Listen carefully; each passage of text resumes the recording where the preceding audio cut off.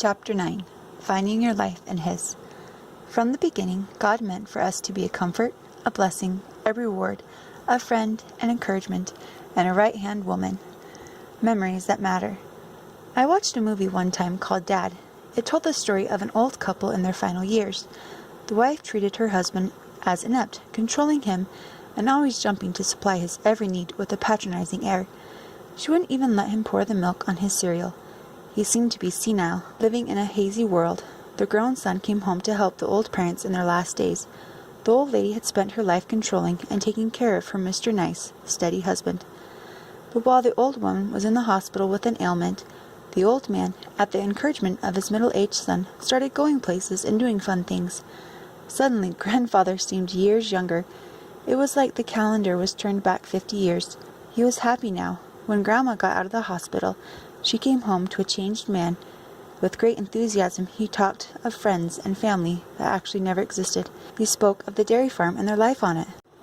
He spoke of their 4 children, but they only had 2. He spoke with longing of his much-loved, gentle, and obedient wife. Quite different from the reality he'd experienced over the many years together. His wife was terribly shaken, because she knew there had never been a dairy farm, nor was there more than 2 children. She knew the woman he remembered so fondly was not her. A psychologist was called in and tried to explain what had happened to the old man's mind.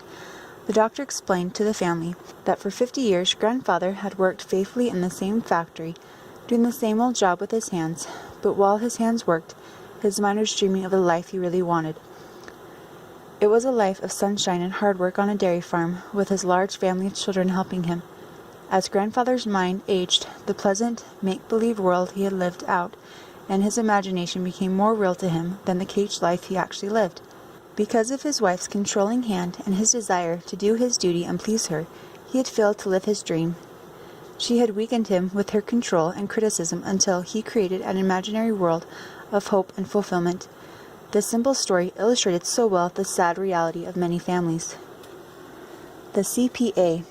This letter came from a lady whose husband decided to make his dreams come true. It would have taken a book the size of this one to explain to her why she needs to be her husband's dream lady. I know this is what she really wants. She has just temporarily lost her vision. Dear Pearls, I have been married for 19 years, and my husband really is a great guy. He knows the Lord, but has not been as consistent with his Bible reading as I like to see. I am not saying anything to him about it yet. Our problem really stemmed from a change he made for our family that started about 3 years ago. When we married, he was studying to be a CPA. I helped him through the last year of his schooling and spent 15 years with him going through long hours of tax seasons. I didn't like it much, but I knew that was his career. He wanted to find some job that would let him stay at home and be his own boss. I thought that was a noble cause, and I wanted him to be with our sons as they grew up. Well, what he has decided to do now, I can hardly handle. He decided to become a dairy farmer. We are city people. I told him all along I really didn't have a desire to be a dairy farmer. For 3 years, all he has done is read and research on it. I know he can make it work. It is just not something I want to do. I've had to cope with a lot. He still works in town and rushes home to go to work on the farm. I had to wait dinner on him last night until 7. And then he rushes home and goes straight to the barn. I was really hurt. I am tired of working and feeling as though we are getting nowhere. This is tearing the family apart. I know I must be submissive, but I truly do not want to do this. It is not my dream. There was no talk of farming 19 years ago. Yolanda. Yolanda's concept of marriage is all wrong. Not at all like God's intention for marriage. God didn't create Adam and Eve at the same time and then tell them to work out some compromise on how they would each achieve their personal goals in a cooperative endeavor. He created Adam, gave him an occupation, appointed him as ruler of the planet, endowed him with spiritual outlook, gave him commands, and specified his occupational duties. Adam commenced his rule of the planet before God created Eve to help him in his life's goals. Adam didn't need to get Eve's consent. God gave her to Adam to be his helper, not his partner. She was designed to serve, not to be served. To assist, not to veto his decisions. Talk about a change of occupation and habitation. Look at Eve. Can you imagine her saying something like this to Adam? When God brought me to you in this wonderful garden, and we commenced in a life together, you never said anything about thorns and thistles, about pains in childbirth, about milking goats and churning butter. I am not a wilderness girl. I wonder if Yolanda's husband will quit his dream come true because she drops frequent reminders that 19 years ago he didn't tell her that someday he was going to be a dairy farmer. Will her unhappy, overworked expressions break his joy and rob him of his vision? If he does go back to being a full-time CPA, I wonder if he will spend the rest of his life dreaming of a different kind of lady for a wife, a bunch of happy children, and a barn full of milk cows. Life is now. Don't make him ruin his life by being forced to count someone else's money. Find your life in his. God made us women to be helpmeets, and it is in our physical nature to do so. It is our spiritual calling and God's perfect will for us. It is the role in which we will succeed in life, and it is where we will find our greatest fulfillment as a woman and as a saint of God. God said in Genesis, I will make him a helpmeet for him. Paul said, For the man is not of the woman, but the woman of the man. Neither was the man created for the woman, but the woman for the man. Unto the woman he said, And thy desires shall be to thy husband, and he shall rule over thee. When we fight God's will and our husband's dreams, we are frustrated and disappointed. If our husbands are kind, steady men, like Yolanda's husband, they will eventually become discouraged and give up trying to please us. If our husbands are command men, they may leave us behind and find a dairy-loving woman. If our husbands are visionaries, they will yell and make our lives miserable until we run back to Mama and end up sleeping in a cold bed and living on food stamps. Life is full of choices. How you choose to respond will help decide your fate in life. Life is now. Learn to really enjoy taking out the trash or milking a cow. You will be amazed how God will fill you full of himself. You will look back in your happy old age and rejoice at your lot in life and wonder how you could have ever been a long-faced sad sack. Someday people will say to you, your personality is just a happy type, and that is why you enjoy life. Isn't that right? You can laugh and know that being in God's will is the only thing that makes you full of joy. God is not looking for happy women to make them into helpmeets for good men. He is looking for women willing to be true helpmeets to the men whom they marry, so he can fill them full of joy. His express image. We have studied 3 different types of men and how each one relates to the lady in his life. We have learned that God gives wisdom to those who ask. By now you know that it will take supernatural wisdom for you to come to know, accept, and appreciate your man as God made him. He may be all 3 different expressions at different times in his life, or he may be some of one and a lot of another. The important thing is for you to understand that he is what God made him, and that you are to be his suitable helper. Knowing what expression God has made him to be will help you become a better helper to the man in your life. God says so clearly, emphatically that, if any of you lack wisdom, let him ask of God, that giveth to all men and women liberally, and upbraideth not, and it shall be given him. Ask God to help you know and appreciate your man. Pray that God will give you the wisdom and grace to share your man's dream, so it will always be you that he dreams about. Chapter 10. Reactions define you. A wise woman does not dream of what could have been. She does not see herself as God's gift to man. Therefore, she is joyful and content in her present circumstances. By the time you were married, you already held certain basic convictions. You knew right from wrong, you did what you thought was right, and no one could persuade you differently. But now you find yourself and your convictions challenged by someone who may not share your established standard and worldview. He may be more liberal than you, more permissive, or he may be stricter and more logistic. The presence of children further complicates the situation.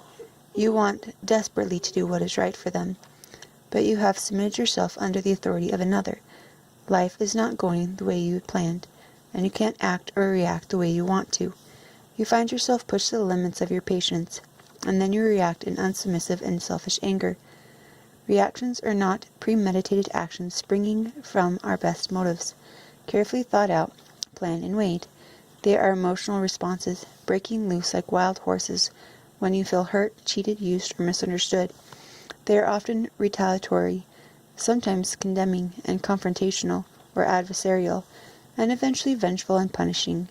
Your reactions break you loose from your social inhibitions and manifest who you really are inside and what you really believe at your core level. You lose your carefully preserved front when you are pressed beyond calculated thinking. Then, who you are really is made manifest. You can control your future reactions considerably by changing the way you think before you are pressed into a response. The way you think every day determines the way you feel, and it will determine how you will react in stressful situations. Researchers have determined that the average person thinks over 40,000 thoughts each day. The heart is filled with thoughts, and it is out of this reservoir of thoughts that the mouth speaks words of praise or bitterness. When the pressure is on and the dam of reservoir breaks loose, you cannot control what you say, because you will speak from the abundance of your heart, from the 40,000 thoughts you had that day and all the days before. A good man, out of the good treasure of his heart, bringeth forth that which is good, and an evil man, out of the evil treasure of his heart, bringeth forth that which is evil. For of the abundance of the heart his mouth speaketh. If you as a wife are going to change the way you have been speaking, it is not a matter of willpower, it is a matter of thought power. For as he thinketh in his heart, so is he. You must bring into captivity every thought to the obedience of Christ.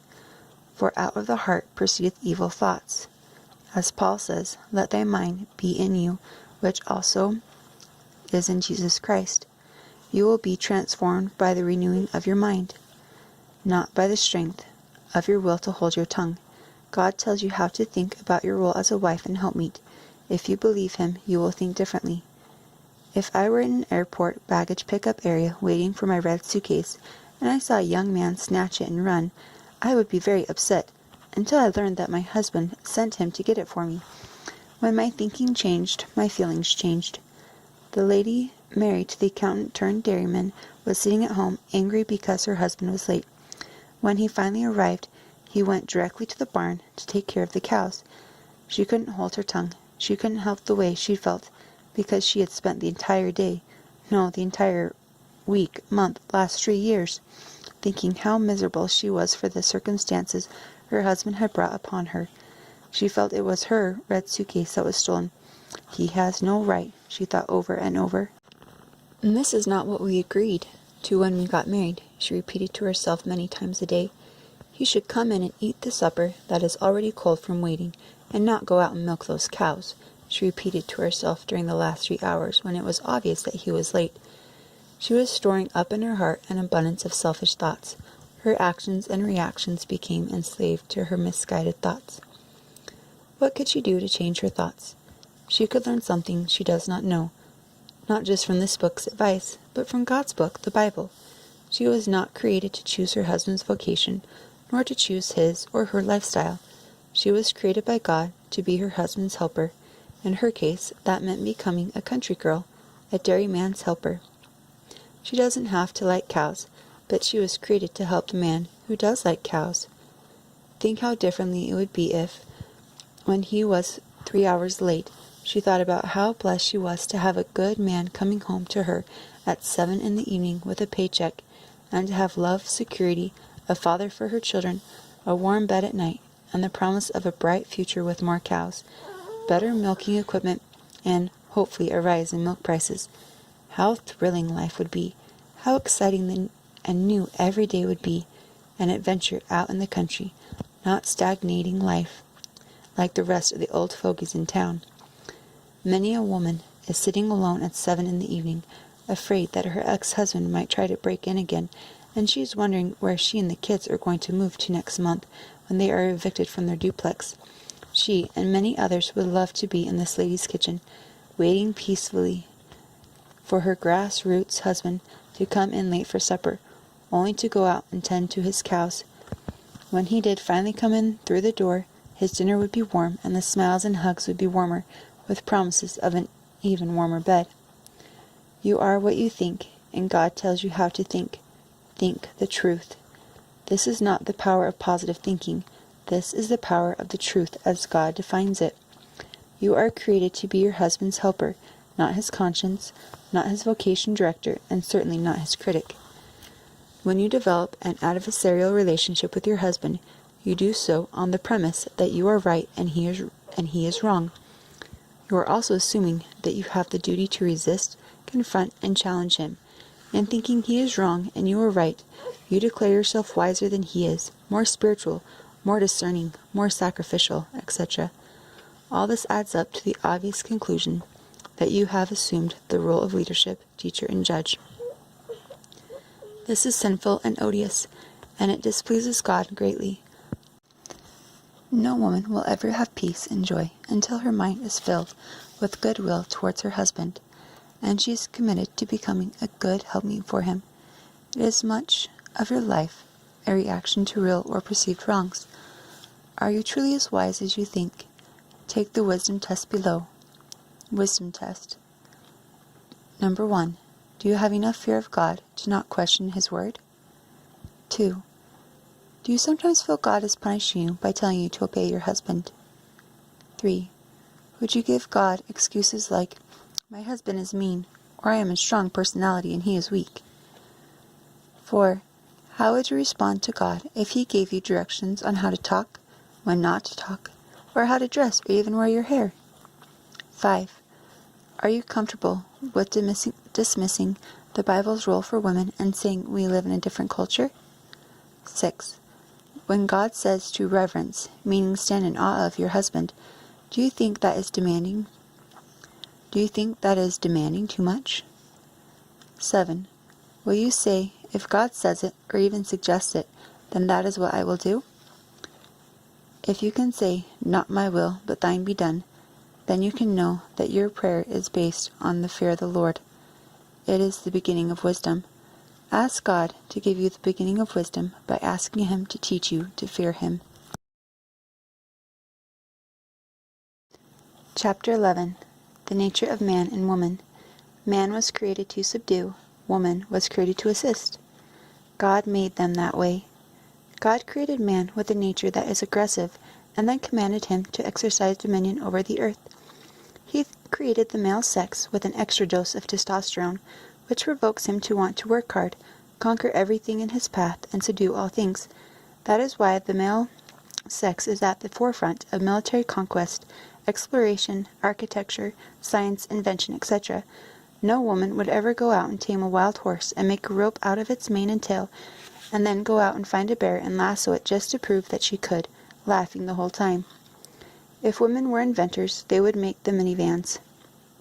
Men make four-wheel drive vehicles and then modify them so they will stand higher and drive faster. They will even put a winch on the front so it can traverse places meant only for alligators or mountain goats. Men fly to the moon, climb treacherous mountains, fight wild animals, challenge each other at any sport, and laugh with a loud, hilarious delight the whole time. They like to play or watch games where they knock each other down just to prove who is the strongest and the toughest. Everything they do must be with a testosterone-driven climax, and they think we ladies are hard to understand.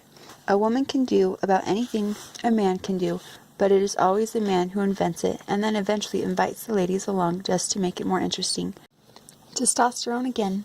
A few ladies will always step out and play the men's game, trying to prove a gender point. The men don't need a point to prove. They just want to vent. Men are different. We must face it. Thankfully, men and women were not created alike.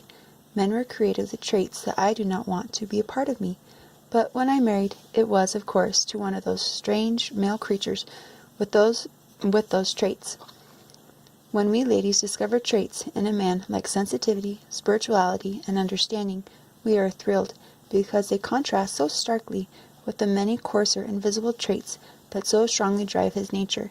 After all, having a nature to subdue all things, he likes best a woman who will give him a token struggle and then surrender to his wit, charm, and strength. He must thoroughly conquer. It is a battle I always enjoy losing. I like to be conquered and consumed by my man. That is my created nature. The woman was deceived. When Adam was created and placed in the garden, Lucifer, the fallen cherubim, was jealous of Adam's position and master of the renewed planet. Lucifer, having become the devil, had previously made himself the enemy of God and his program. He did not want God to be successful in replenishing the earth. From the very beginning, it was the devil's dark heart to lure Adam into disobeying his Creator. Satan would make Adam into the same rebel that he himself had been for such a long time. But Satan did not approach Adam. He waited and watched. When God finished with Adam, he gave him the job of naming all the animals. He commanded the first man not to eat of the tree of the knowledge of good and evil. And he told him to subdue the earth and to have dominion over the animal kingdom. His principal job was to dress and keep the garden. So even before Eve was created, Adam was a full-grown man, firmly rooted in his relationship with God and fully engaged in his life's work. Adam was alone as he attended his vocation and obeyed the command of his Creator. In going about the task of fulfilling his duties, he became aware of a need that he could not define, even though he observed it in the male and female behavior of the animals. He was lonely. He had no one with whom to share his achievements and conquests. God, in watching Adam, said, "It is not good that man should be alone. I will make him a helpmeet for him." God put Adam to sleep and took a rib from his side to make of it a woman to be his helper and to meet his needs. Satan could have tempted this lonely man at any time, for he had no knowledge of good and evil, but Satan waited for the creation of the weaker vessel. For Adam was first formed, then Eve, and Adam was not deceived, but the woman being deceived was in the transgression. Satan knew that man could not be deceived, for the woman could. So when she drew near the tree, he convinced her that life could be better if she sought a higher state of being, like the gods, gaining spiritual insight into the nature of good and evil. Eve was deceived in 3 ways. 1. She followed her flesh in desiring the tree for its food properties. 2. She succumbed to its beauty, desiring it for its pleasant appearance. She did not follow logic, she followed her sensibilities. 3. 3. She wanted deeper spiritual insights than those provided by God. The source of Eve's failure was her unwillingness to believe God and her husband. She was meant to be Adam's helper, but she helped herself to the spiritual knowledge and acted independently, becoming his downfall instead of his helpmeet. Why did Satan avoid Adam and approach Eve with his offer of great spirituality? Lucifer is a male being. He understands the natural resistance of the male. He knows males say no just to prove they are in command. But Lucifer could see that this soft, sweet female was vulnerable. God had made her, by nature, to be receptive, and she was trusting and naive. Being willing to rationalize, she could be deceived, having the best of intentions. In my mind, I picture the man being created heavenly armored. His armor is helpful, both spiritually and physically. God loaded him down with resistance, giving him a nature that is doubting, skeptical, forceful, and pushy. God knew that in order for man to survive and even prosper, he would need a natural armor that would drive him to keep pushing against the odds while enjoying the challenge. God knew that Satan was a liar and the master of deceit, so he created man to question first and believe later. Man's objectivity and lack of intuitiveness makes him appear less spiritual than the sensitive, believing female. As a general rule, men are ruled more by his mind than the female, who is governed more by her sensibilities. Picture God as deliberately creating the woman without the armor, because he intended for her to stand behind her husband's armor. He was to be her covering, her shield, and her protector. Satan was able to deceive her when she left Adam's armor. When she left Adam's side and confronted the devil's logic alone, she didn't have the armor to ward off the fiery darts of deceit. God designed the woman to be sensitive and vulnerable for the sake of the little ones whom she must nurture. The soul of a mother had to be vulnerable, the outer shell thin. She must be quick to feel, to hurt, to love, to have compassion, to take in the broken, and to believe the best. Vulnerability is a woman's greatest natural asset and the point of her greatest weakness. A woman can become tough and hard, skeptical and cautious in relationships, just like man. She can become guarded and cynical, but in so doing, she is no longer feminine, no longer attractive to a man, and she will even begin to not like herself. Unprotected by the covering of her husband, she will grow miserable fighting her own battles and trying to survive on an equal footing with men. Just look at the faces and mannerisms of outspoken feminists and lesbians, and there to shed their vulnerability and express their independence, feminists begin to exhibit traits and behaviors completely outside of their created feminine nature. They lose their beauty and charm and become very poor excuses of men. Beautiful, deceived dreamers. Women in general give the appearance of being more spiritual than men. They like to dabble in soulish thoughts. There are many ways of expressing spirituality, but most of them have nothing to do with the Spirit of Jesus Christ. We ladies are more inclined to trust in our feelings and intuitions than our men, which makes us more subject to deception, just like our sister Eve. Feelings and intuition are ever-changing. The Word of God is objective and dogmatic and unchanging. It is to religion what hard facts are to science. You rarely hear a man say, "God told me to do this," or "God led me to go down here." The few men I know who talk this way do not demonstrate that they are more led by the Spirit than other Christian men. I know that when God does speak to my husband and leads him in a supernatural way, he will not speak of it in public. He doesn't feel the need to promote himself in that manner. And furthermore, he believes that if he has truly heard from heaven, God doesn't need his publicity. God will vindicate himself. But many Christian women habitually attribute nearly every event to divine guidance. Experience proves that women are prone to claim God as their authority, when God had nothing at all to do with their leading. It is really quite appalling to see this shameful behavior still in action today, especially when God so graciously gave us the example of Miriam, Moses' sister. Her desire to be on an equal footing with Moses has left her name in infamy. For our admonition, and for our learning, that we, through patient and comfort of the Scriptures, might have hope. God seems to be gracious to us dimwits, and that is what we are when we lightly use God's name, a form of blasphemy, to give authority to our intuitive decisions. The bottom line is that women enjoy their own self-effulging spirituality. It is a feminine trait that few men share or understand.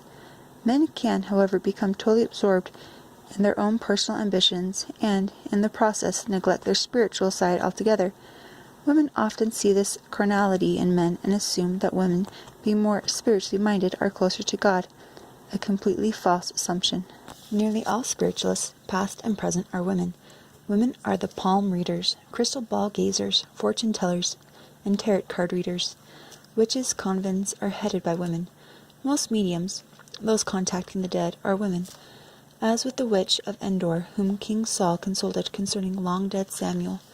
When Jesus spoke a parable about the kingdom being corrupted with false doctrine, he illustrated it with a woman bringing in the corruption. In the book of Revelations, it is a woman, typically called Jezebel, who deceives the church. We are told that she did it through her teaching. John wrote to the church of Thyatira and warned them against allowing that woman Jezebel to teach.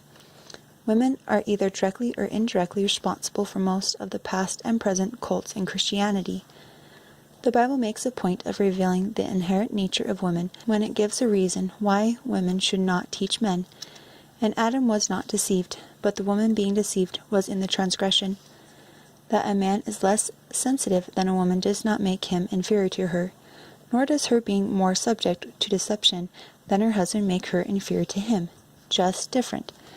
It is in recognizing that differences that wives should fear God and distrust their natural tendencies. Things that are not the same have different capacities and different offices. Adam knew.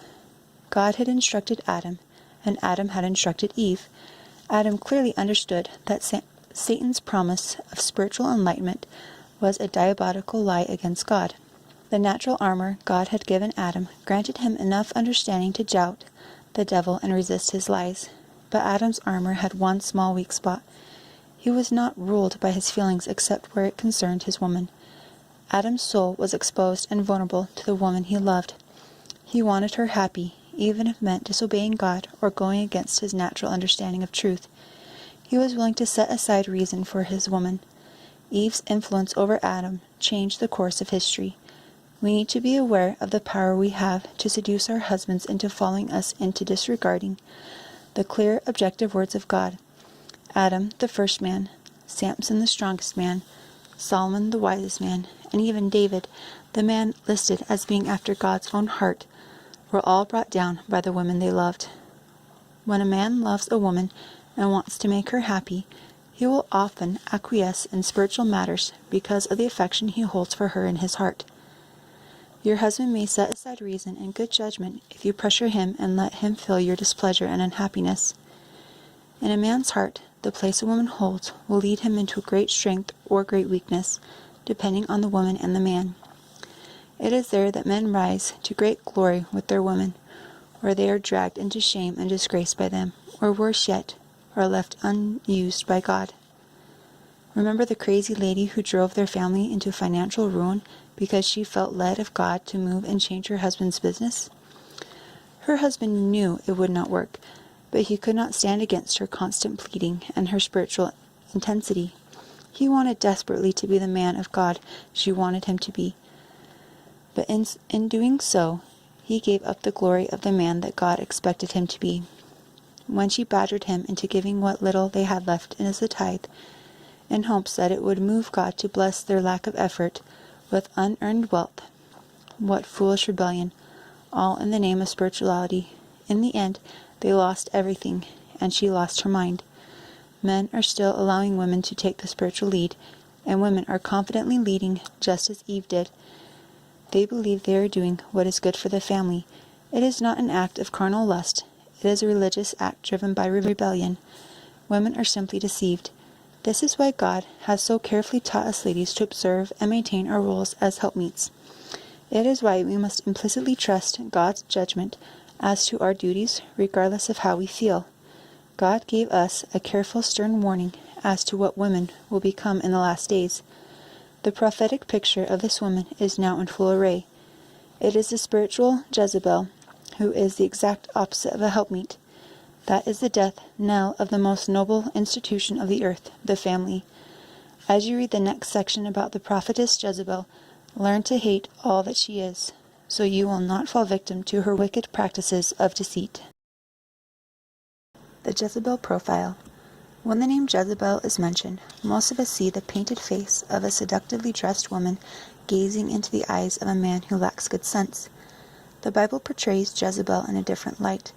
Revelations 2:20 says that Jezebel called herself a prophetess, and the men received her as a teacher, showing she was part of a structured Christianity, ministering to the saints.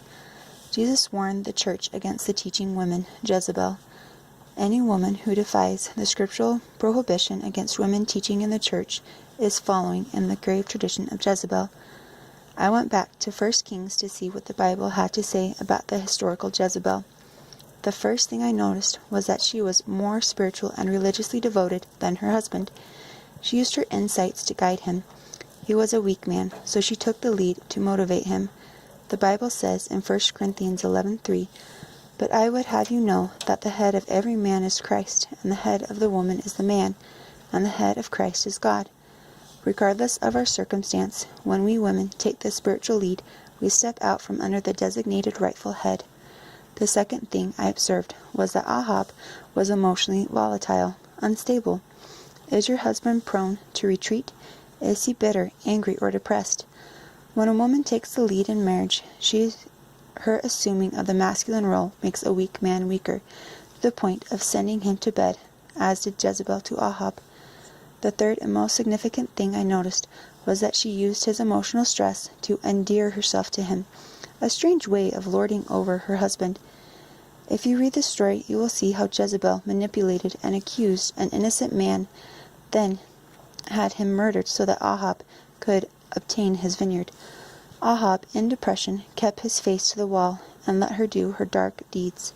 Today, if a woman is willing to play her husband's role in directing the family, her husband will lose his natural drive to bear responsibility. He will turn his face to the wall. The fourth thing that jumps out to me was that Ahab was easily manipulated by his wife to suit her purposes. She stirred his passive spirit, provoking him to react in anger. Jezebel used him to set up images and to kill God's true prophets. Often a man becomes involved in the local church, not because God has called him, but because he is trying to please his wife, by at least looking spiritual. When a husband steps into a spiritual role at his wife's beckoning or emotional pressure, he is susceptible to her guidance in that role. Jezebel took steps to help promote her spiritual leaders. In that process, she provoked her husband to destroy those in spiritual authority whom she did not like. Have you influenced your husband to think evil of those in authority because you did not like something about them? Jezebel knew she was not the rightful head, so she invoked her husband's name to give her authority. Have you ever said, "Oh, my husband will not let me do that," when you knew he would not care? It is a way to maintain control and to stop those who will question you. When a woman steps outside her divinely ordained nature and assumes a dominant role, she will soon become emotionally and physically exhausted and dangerous. Ruth. In contrast, God reveals the ideal woman in positive stories about women who honored him. The story of Ruth is about a young girl who had known tragedy, extreme poverty, and hard menial work. Yet she maintained thankful and submissive attitude. Read the book of Ruth and see a beautiful example of bold femininity that caused Boaz to love and admire her. Take note of her humility and her deference she paid to all authority. Note her willingness to work and her willing obedience to the spiritual teachings of her aged mother-in-law Naomi. And lastly, see the wonderful blessing God showed on her in placing her into the lineage of his only begotten son, Esther. Esther is the story of a Jewish girl who lost her family and was taken by force to become the wife of an older divorced heathen man. She could have asked herself the silly question, did I marry the right man? Or even sillier, since he was divorced, is he really even my husband? If she had, there never would have been a book in the Bible describing her courage, honor, and fortitude. She was put, by her husband's decree, in danger of losing her own life and the lives of all her people, the Jews. Yet she rose above her circumstances and her natural fear to honor her husband, even as she made an appeal to save her own life, along with the lives of her people. God had laid down only a few simple rules for women to follow, because they are consistent with our feminine nature and the nature of men. It was Esther's submission to those principles that won the king's love and his appreciation for her as his queen. These two women, Ruth and Esther, showed themselves womanly and lovable in the midst of extreme circumstances. God honored them with his favor and favor from the men in their lives. The virtuous woman. Proverbs 31 defines the virtuous woman. She is not a mousy, voiceless prude. She is confident, hardworking, creative, and resourceful. Her first virtue is that the heart of her husband is safe with her. That is, he can trust her with his thoughts and feelings, never fearing that she might use the private knowledge she has of him to hurt him in any way. A man will maintain a distance from his wife, never really opening up to her, if he senses she might give this knowledge out inadvertently or use it against him when they are out of sorts. A man whose heart is not safe with his wife will never tell her what he intends to do or how he feels, because on previous occasion she has assumed the role of overseer by taking it upon herself to be his conscience and manager of his time. She reminds him of what he said he was going to do in a manner that says, I am holding you to it. What is wrong with you? Are you a sloth or something? He finds it more peaceable to keep his own counsel. Wives, never use your special knowledge of your husband as leverage to get what you want. If this passage in Proverbs has been written from our modern perspective, it would have extolled her for having a quiet time and being a prayer warrior, teacher, or counselor. In all the spiritual profiles of righteous women, including Proverbs 31, no such concepts are ever mentioned. In our culture, we have lost a clear understanding of what constitutes a virtuous woman. We have accepted the modern idea of a spiritual woman circulating in the realms of religious power, and have forgotten that God does not see them in the same glorious light. What we think as spiritual, God labels Jezebel. For my thoughts are not your thoughts, neither are your ways my ways, saith the Lord. A woman working beside her man is a spiritual force for both them. A woman providing good sex and fun company is offering her husband a spiritual benefit. A woman preparing healthy meals and cutting the grass so he can go fishing on Saturday is a spiritual woman, because she is placing him above herself. There's no greater love than to put another first. Dominance and control are always masculine characteristics. It is important for a woman to understand that she must be feminine, devoid of dominance and control, in order for her man to view her as his exact counterpart, and thus willingly respond to her protectively and with love and gentleness. A woman who criticizes her husband for watching too much TV, playing too much golf, or indulging in any frivolous activity is expressing dishonor. When the relationship is properly balanced, a wife can make an appeal at the right time in the right manner. It is need not be a challenge to his authority. We will speak of how to make an appeal in due course, but know of a certainty that when a woman continues to assert her own will against her husband's, throwing it up to him that he is wrong, she is usurping authority over him, lording over him, and dishonoring him. A woman who continues to be in this behavior blasphemes the word of God and can expect God's sure reward. I say again, when a woman steps outside her nature and assumes a dominant role, she will soon become emotionally and physically exhausted. A man cannot cherish a strong woman who expresses her displeasure of him. You say that he should model Christ's love regardless of how she acts. Is that what you want? Is that what Christ wants? Do you want your husband to be forced to seek supernatural power just to find a way to love you? Do you want to be another of his trials, his greatest example of overcoming adversity? The home front should not be a spiritual battlefield. It should be a place where a man relaxes and can be vulnerable with the woman he cherishes. Men will always want to reclaim those times when love was fun and free, with no demands, like the times when she would smile at him in that sweet, girlish, "I think you're wonderful" expression. She was so feminine then, so much the woman. He wanted to hold her just because she was a bundle of delightful joy. He would do anything for her.